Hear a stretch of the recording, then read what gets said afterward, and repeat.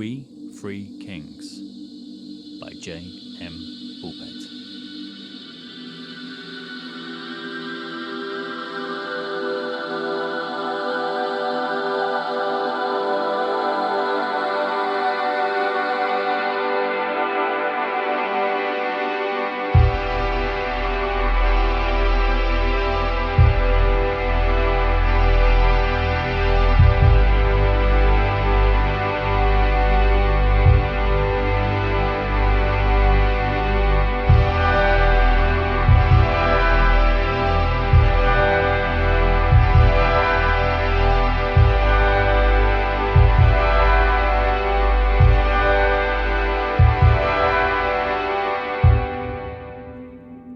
Chapter 5. Around 4 a.m. to dawn. After the long labour and delivery, Rafferty East was relieved to see the pain and anguish of the last 12 hours recede from his wife's face with the balm of sleep. Fortunately, Annabelle's mother had accompanied her daughter to the maternity ward, but Rafferty was more grateful than anyone could possibly know that he had been in time to witness his own daughter slip into the world and herald her own advent with a boisterous, strident, cantankerous proclamation of new life. The baby's APGAR score indicated a thriving new girl, and it would probably be the only time in his role as a father that Rafferty would want to hear the word normal associated with anything about his daughter. After the birth and the initial tests, Annabelle and Rafferty spent many minutes staring into the fascinated eyes of their daughter, neither parent quite processing how the everyday and the epic could be embodied in this tiny swaddled wad of being. Finally, a half a day of exertions took its toll on Annabelle, and sleep shut her eyes and smoothed her features. While Annabelle rested, Rafferty ever so gently laid his daughter down in the hospital cot with the help of a nurse. "It's right to be cautious, but they're more robust than you might think," the nurse informed him. "Newborns have just been expelled out of a narrow birth canal by some serious forces. Some of them have had suction pumps drawing them out, others have been clamped and tugged in forceps. I wouldn't go lobbing them around, but most babies are robust little beings." Keeping his face at the optimal focal length for newborns, he could barely take his eyes off the bewildering wonder staring back at him. Rafferty guessed he would have known about it if he had attended the antenatal classes, rather than having been banged up at Her Majesty's pleasure, but he had not expected a newborn baby to be so awake and alert after the exhausting ordeal of birth. Serious, solemn eyes blinked back at him, as if hoping his face might provide some clue to unravelling the meaning and the sensations of this dazzling, outlandish, spacious, colder new world. Rafferty had also not expected to bond with this scrunched-up scrap of life immediately, and so was astonished at how overwhelmed he instantly felt towards her, as if some previously untapped hormone, more potent than oxytocin, had flooded his bloodstream and had locked his devotion onto this child. Somehow, just by staring at him, this little girl, not even an hour old, cut through his defences and usurped all other thought. He felt the wrenching, elated disorientation of no longer being an individual, self-contained entity, but a parent, a more expansive, selfless role, and he rejoiced in it. Heedless to everything else happening around him, Rafferty began to make softly spoken pledges to his daughter. "I think I am someone who needed not to be the centre of my own life. So thank you, little one. You are the heart of my life now. I promise you that I will be a better man as a father than I ever was before this time. I promise you that I will do everything in my power to love you, to look after you, and be there for you. I promise never to be put inside again, because how can I be there for you if I can't be there? I promise you that while I have life in my body and sense in my head, this will be the only Christmas you and I will be apart from each other, until the currents of your life pull you away from your mother and me. I promise that the only time we will be significantly parted from each other is when you choose to leave me behind. These promises are my first Christmas gifts to you, little girl, and I will do everything in my power to fulfill them." Fascinated by Rafferty and his voice, the baby did not focus for more than a moment on the toy lamb he now placed in the cot beside her. Rafferty hoped that any bugs living in the stuffed toy had succumbed to the cold, before her vision returned to his face. The muffled, indistinct sensations of her womb world were now replaced with the bright, the vivid, the resounding, the sharp, and it all needed fresh interpretation. She seemed to be studying her father with earnest eyes, weighing everything he said, taking it all under careful consideration. And then her face rumpled. She was hungry. A couple of mewling cries, and Annabel was awake, as if instantaneously conditioned to her baby's needs. Rafferty watched his daughter feed and regard her mother with the same wide-eyed sense of inspection she had cast in his direction. Annabel pulled Rafferty close, so that the entire family of three were in as close proximity to each other as possible. "Glad you were here with me when she arrived," said Annabel. "It wasn't for lack of trying. I wasn't here earlier," Rafferty replied. "The midwife mentioned something about a crash, or did I just imagine that? Bit hard to take it in at the time." "There was a crash. One of the prisoners died in it. I had to walk several miles to get here." "They died? Are you all right?" Annabel asked, but did not give him time to answer. "That doesn't look like your prison uniform. Where did you get the clothes?" "I'm fine." The answer to her first question came easily, but Rafferty took his time answering the second. "We were freezing, Belle. It's bitter out there. All we had were these." He revealed part of his prison sweatshirt beneath his clothing. "You didn't pinch those clothes, did you? Tell me you didn't pinch them." "We came across a charity bin." No, Annabel, wait. We were freezing. I mean, severely cold. No one was helping us out. No one was stopping for us.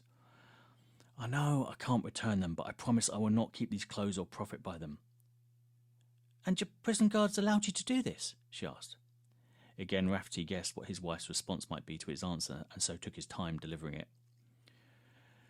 "The prison guards were knocked unconscious in the crash." She looked alarmed. "You said we. Who do you mean by we, then?" Rafferty sighed. "The three other prisoners in the van."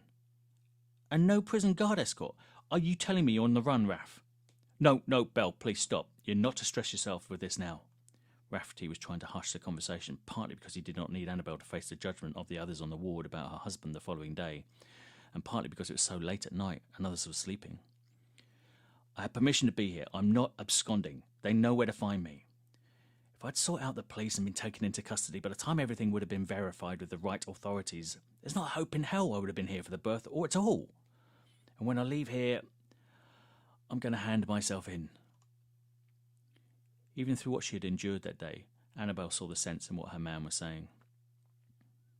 "You're going to leave us soon, aren't you?" "I have to," he replied. "The time needs to be served. The slate needs to be clean so I can get back to you. Back to you both. But it'll be for the last time, Belle. I promise. I'll be back for good." "For good?" "For good, and all that means." Annabel looked down at her baby, then leant her head against her husband's chest. She was losing the fight against exhaustion. "They talk about prisons as just being places to groom and to incubate inmates into becoming better criminals," she said drowsily. "Or criminals, or thugs, violence." "I was never one of those," Rafferty replied softly. "There are all sorts inside, Belle, and there's posturing and bravado to spare for sure, but many of those I've met are not wayward people. We just committed wayward acts, or a single wayward act. Had a moment of poor judgment, and it will haunt us, hound us for the rest of our lives. I promise I will never be sent back there again. I will be with you and her for all our Christmases now." But Annabel was asleep again. Their daughter had finally dropped off too, her tiny lower jaw and lips still making flinching, feeding gestures, as if she was practicing the basics of speech in her sleep. When the nurse made her round of the ward, she returned the baby to the cot beside the bed, and after several minutes of caressing Annabel's hair, Rafferty lay his wife's head down gently on the pillow. He put his lips to her forehead, breathed in her scent as if to imprint it and replenish him for several months more, and then let her go. As tenderly as he could, he placed another kiss on his daughter's head. But he need not have worried about being so cautious, because neither mother nor baby would wake again for hours. Allowing himself a minute, 2, 3 minutes, to gaze on the beauty of them as a pair in the low light of the maternity ward, Rafferty turned to leave, and almost immediately ran into the stern figure of Annabel's mother in the corridor outside. "I overheard your vows to the baby. Very touching," she declared. I will be here to make sure you keep to those promises. Please do. Annabelle's mother began to walk into the ward, but Rafferty had to have his say. I'm not a bad man. I'll prove it to you as both a husband to your daughter and a father to your grandchild. I'm not a bad man. Annabelle's mother stopped and seemed to regard him for a moment with eyes that echoed the intensity of her granddaughter's. I never thought you were a bad man, Rafferty, but at times I did think you were a foolish, feckless one. How you got yourself into this mess was foolish, was it not? Rafferty ever so slightly acknowledged her point with a nod. But you're a father now. The season for foolishness and fecklessness is over. Let the foolish boy waste away and fade in that prison. Emerge as the man within. Rafferty acknowledged what she was saying with a more vigorous nodding of his head. Will you look after them for 2 more seasons? I will always look after my daughter and her children. She came forward and gave him a perfunctory embrace. I'll hold you to every word of those promises you made to that little one. Don't disappoint us now. For several moments Rafferty stood in the corridor of the maternity wing, hesitant about what he should do next. He was stuck in a no-man's land between a visceral yearning to return to his family and a rational calculation that he needed to hand himself into the police. The midwife who had helped deliver his child appeared from out of a dark nearby room. Stretching her limbs and back, she approached Rafferty, blowing away some of the strands of hair that had fallen out of her bun and into her face. The police have asked us to keep you here, she said. Her eyes spoke of entrenched fatigue. Busy night, apparently, bless 'em. I know A&E will run off their feet, and another vintage Christmas for them. But are the police seriously expecting me to restrain a fellow like yourself and be on hand to assist with a breach, a postpartum hemorrhage, 3 instrumental deliveries, 2 cesareans, and a premature and a pear tree? You wouldn't need to restrain me. I would offer no resistance to you. My crime wasn't one of violence, Rafferty replied. But I would like to hand myself in on my own terms. Would you give me that? A commotion from down the hall caused the midwife to turn as one of her colleagues uttered, Crowning! The midwife nodded, stretched again, composed herself, and was about to make for the delivery room. She was desperate for you to arrive in time, you know. So was I. If you want to depart, you depart. I've an arrival to see to, she declared. Funny how life has a symmetry to it, isn't it? You being put inside, another baby going in the opposite direction. It's almost like there's a plan to the grand chaos of it all. Almost. Rafferty took her hand in both of his. He felt like hugging the midwife, but guessed the feeling would be a one-way exchange and might even alarm the woman. Thank you for looking after them both. You might want to ask someone to steam clean that toy lamb I've left for my daughter, just in case. Where's the nearest police station? The midwife smiled, gave him brief directions, and then she was off to attend another birth. On leaving the maternity unit, Rafferty did not recognise the world outside. The gravid clouds had come through and finally delivered, not with rain, snow. Already a few centimetres had settled, and it was continuing to fall, lending everything a muffled sound and a sheen of wholesome and newborn purity. Any litter was merely relief in an almost uniform white, like the contours of a body sleeping beneath a sheet. Even though most of the streetlights were off, the whiteness appeared to glow softly, and the snowflakes fell in mesmeric lullaby silence. Rafferty let flakes settle and melt in his hands for several minutes. He had no need for this night to be any more memorable than it already was, but nature had surpassed itself with this icing on the birthday cake, and a smile would not be wiped from his face. After several minutes simply enjoying the silence of a sleeping world, Rafferty turned up the collar of his coat. When he placed his hands in his pockets, his left hand automatically sought the toy lamb, and for a moment he was stumped, having forgotten where he had left it. Chuckling at his own foolishness, he headed off, following the midwife's directions. Rafferty had barely gone 400 yards when he was struck in the head by a snowball. No one else appeared to be around, but then Cosmo Shanks emerged from the shadows of a building. "Did you make it in time?" Cosmo asked. "I did." "What flavour?" "Girl." "A bouncing baby girl," Cosmo declared with a grin, and then he frowned.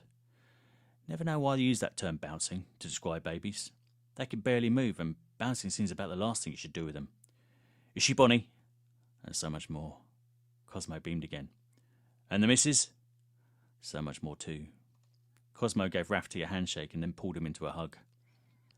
They only remember things about 2 years old onwards, you know, babies. Your Stretch will be up long before her first birthday. Birthday on Christmas Day.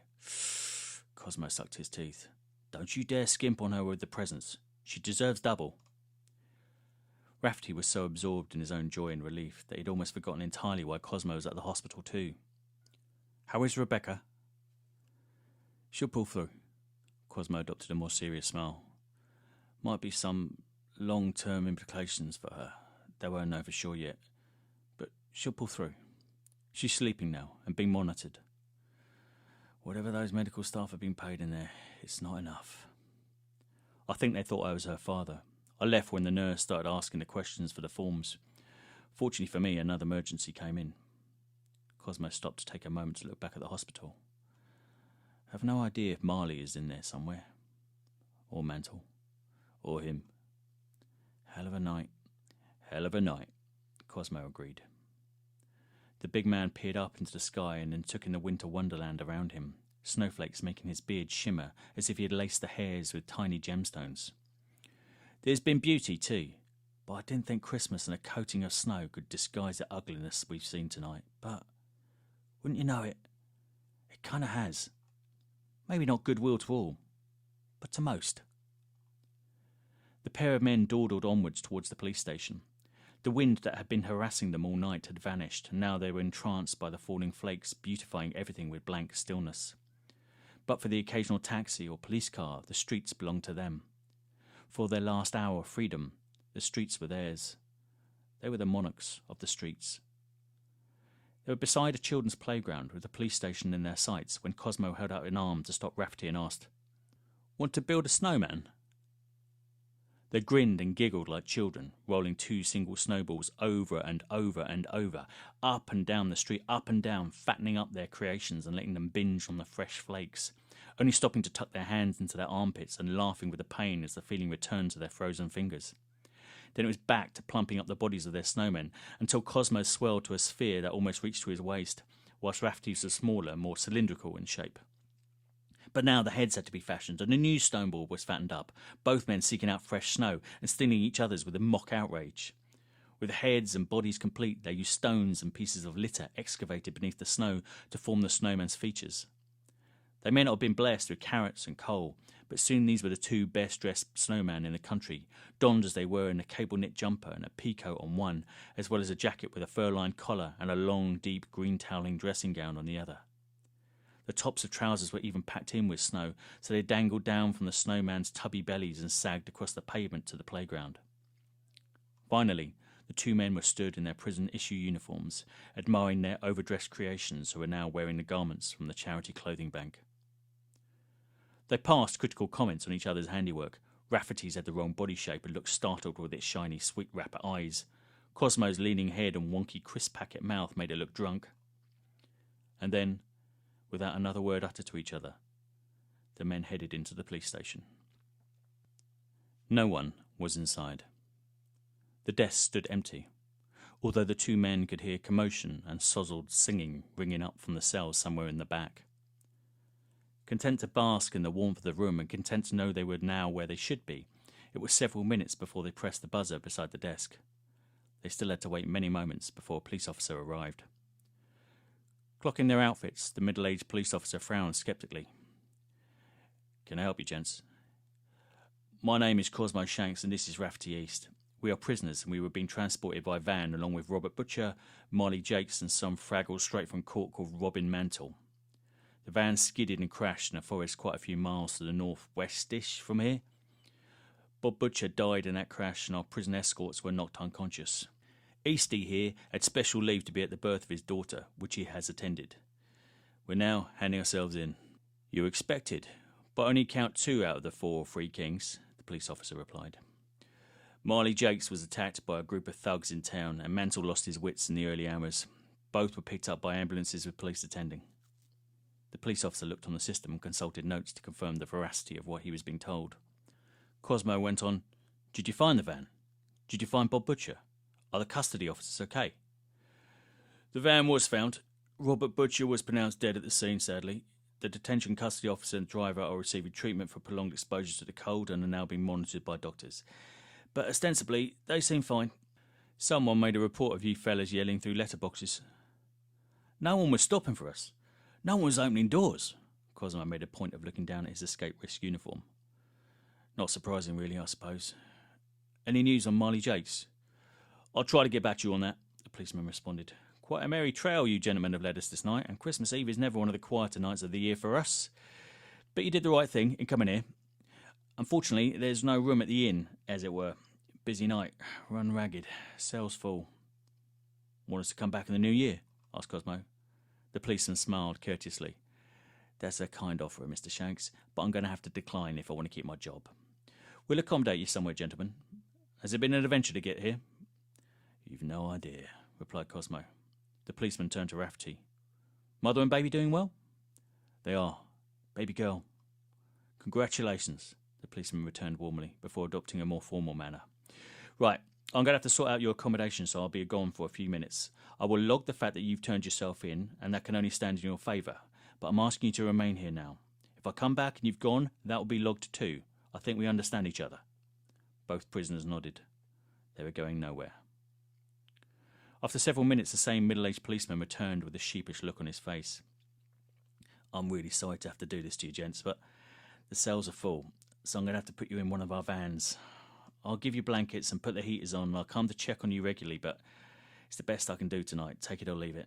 Well, you're going to have to take it, I'm afraid. The policeman led them through a door at the back of the station, across a parking lot where their footprints were the only evidence disturbing the snow, and opened up a fridge-cold van. Offering them a blanket each, he locked them in the back of the vehicle and then started the engine to get the heaters running. Huddled beneath their blankets, the reflection from the snow on the ground offered some little illumination, and it was not long before the van heated up to a comfortable temperature and their plumes of breath vanished. Well, we started the night in a van, declared Cosmo. Seems only fitting we should finish the night in one too. Liberty, nativity, captivity, Rafferty replied. Cosmo snorted a laugh in response. All of that. Yeah, it was so much more too, wasn't it? I'm not sorry for Mantle, but I am sorry for Marley. But it's poor Bob Butcher I keep returning to. By chance, they placed Bob's hairy mug in that compartment in the van. They'd placed me in that compartment, then they'd be declaring me dead at the scene. Or you. Cosmo became reflective for a few moments. Never knew him that well, but Bob was a veteran of the system like myself. What's Bob got to show for the totality of his life but squandered years? What are they going to write on his gravestone? Here lies an old lag and absent dad. That man's fate echoes my own. Unable to face Rafferty East for a moment, Cosmo Shanks used the edge of his blanket to wipe away the condensation on the inside of a window and seemed to stare at the falling snow, as if sight-reading the pale musical notes cascading out of the clouds. I can't become an institutionalised prison monkey, Easty, passing his days of bad men because the wide world is just too damn wide for him. He doesn't know where he fits into it, or if there's a place for him in it at all. Even in the darkness, Rafferty could tell Cosmo's eyes were now locked onto his own. The chief fear is of becoming the pit pony, so blinkered by the grind and the routine and the narrow, confined, dark space that I wouldn't even recognise a chance of freedom if it presented itself to me, because all I've known is the pit. Cosmo detached his gaze from Rafferty and peered out at the hypnotic snowfall again. I wasn't a good man, Easty. You would not have wanted to know me. Remember when I told that thug that I had that knife 20 years ago? Rafferty nodded, but was not sure if Cosmo could see him in the darkness, so offered a confirmatory yes. I wasn't lying. Never used the knife, but I threatened to. Used people too. No compassion, no heart, nothing redeemable. You wouldn't have wanted to know me. Fingers in all sorts of lawless pies until I found I polluted the whole batch. Comeuppance. The falling snow held Cosmo in a trance, and nothing was said for some time. I don't want to do a Bob Butcher, East. I don't want to die inside. Silence again. You have a daughter too, don't you? Rafferty took a guess. Cosmo nodded. I'm guessing she's a young woman, somewhere around the ages of the Lost Angel or Rebecca, is that right? Somewhere between the two? Cosmo nodded again. Fran's the only one who visits me now. The wife used to, but after I went inside for the third time, she clocked me for the repeat offender I was and decided to clock off as my missus. Not once has she ever mentioned it, Fran, but I can guess at the humiliation she must feel every time someone asks about her dad or questions why her boy's grandfather is out of the picture. She has a boy. She has. Seems to me that you can't make amends as a father, said Rafferty, but you can make some amends as a grandparent. Might not square the account, but it might help balance the books a bit. The stare Cosmo shot at Rafferty seemed to presage violence, but the aim of the emotion was inward-looking, and the big man eventually nodded, muttering softly into his beard. I have to believe that. The van was beginning to warm them up nicely, and with it a simmering awareness of their own tiredness. Both men rolled up the blankets and tucked them behind their heads for pillows. What about you, East? Asked Cosmo. You didn't take the same route as me. How come you ended up doing time? No, I wasn't like you, Cosmo. Always conformed, always played by the rules, always towed the line and all of that malarkey. Never exceptional at anything, but I worked hard at school, worked hard at my jobs and couldn't get anywhere. It was Rafferty's turn to be spellbound by the snowfall. They talk about life being hard, don't they? Hard work, hard graft, hard slog, school of hard knocks. I don't know that it has to be so hard though, Cosmo. I'm not a sponger or a shirker, I'm a grafter, and I worked hard and I got nowhere. Savings? Putting money aside for a rainy day? Ha! Fairy tales. Forget it. Literally every time I had money in my pocket, cash in the bank, something would happen to relieve me of it. Family crisis, packed up bit of essential equipment, home repairs, redundancy, day-to-day living. So, an old acquaintance happens along and asks me to look after some stuff sailing on the wrong side of the law. A few weeks for a few hundred. And my thoughts are, treat Annabelle, maybe redecoration, maybe a holiday, give us a little cushion for the hard times, perhaps for the future. So I took it. Didn't look at it. Didn't want to look at it. Turned out to be a quantity of very expensive stolen goods. I made that one mistake. Cosmo grimaced sympathetically. I don't mind life being hard, Cosmo, but does it have to be so hard? I don't mind work being hard, but does it have to be so hard to get on, to get anywhere? I want to provide for Annabelle, and I want to provide for my daughter, and I'm happy to work hard for them. I think there's a dignity, a nobility, an honour in working hard for your family. But it shouldn't be this hard. I don't think it has to be this hard. It shouldn't be, Cosmo agreed. Like Marley said, that one mistake is probably going to make my life that much harder now I've got form. But it's a mistake I'm never going to make again. I've learned that the hard way. We handed ourselves in, said Cosmo. Might even get time off for good behaviour. Good behaviour? I never wanted to be bad. You and I, Eastie, we'll serve our time, then the justice system won't see us no more, eh? Cosmo leant back and closed his eyes. I'm going to write to that Rebecca, as much as I can. Do people still do letters? The poor lass might be just left with me as a shoddy kind of uncle figure checking up on her, but I don't want her to feel alone in the world. We're not meant to be alone. As good as his word, the policeman arrived back at the van a little while later, adjusted the heating to make the temperature inside the vehicle more comfortable, and delivered 2 cups of tea to Cosmo and Rafferty, as well as a mince pie for each man. All tolerable in here, gentlemen. Sorry it's only tea and not mild wine, but half our cells are filled with the upshot of indulging too much of the sauce. It'd be a bit ludicrous if we started handing it out now, wouldn't it? Incidentally, I found out some of your information on your fellow inmates. Marley Jake stayed conscious but will remain in hospital and under observation for the head injuries received. Been patched up due to a couple of broken ribs, but most of the wounds are largely superficial. Doesn't appear to be any permanent damage. Whereas your man, Robin Mantle, has been sectioned pending further psychological assessment. Neither will be joining you in your new quarters for the foreseeable. The police officer brushed some snowflakes off his clothes. All 3 men peered up through the open door and into the night sky. It seemed to be that the snow had no birthplace or source, but was simply conjured into existence from the darkness. Nice to finally get a white Christmas, isn't it? Happy for the children in particular. Back in half an hour to check on you. Basking in the warmth infusing the van, the two men stretched out their limbs and tried to settle in for the night on the dead leg-inducing seats and in the cramped quarters, although weariness was trouncing any sensations of discomfort or numbness. As they supped their tea and munched on the mince pies, they began to notice an ever so slight dwindling in the intensity of the darkness. At first the two prisoners believed that the dilution was simply caused by the snow latching onto the van's windows, but the more they looked, the more they were certain that the gradual dilution of the darkness was a harbinger of dawn. "Happy Christmas, Cosmo," said Rafferty, holding up his cup of tea and a toast. "To a new day. To the new years to come. To new futures. Up yours," added Cosmo. "And yours." They had downed the tea and had managed to clear the condensation from inside the windows of the van when the first beams of sunlight eased themselves out of the east and found a split in a rack of bulging clouds, lighting up the snowflakes like slow-falling meteorites. A sudden gust of wind blew the snowflakes towards them and gave the illusion of motion. "Almost looks like we're moving, doesn't it?" said Rafferty. "Like we're travelling backwards."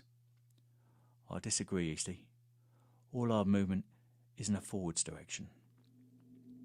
And for the first time, in as long as anyone could remember, the snow fell and kept falling on Christmas Day, as if erasing everything that had been there before it.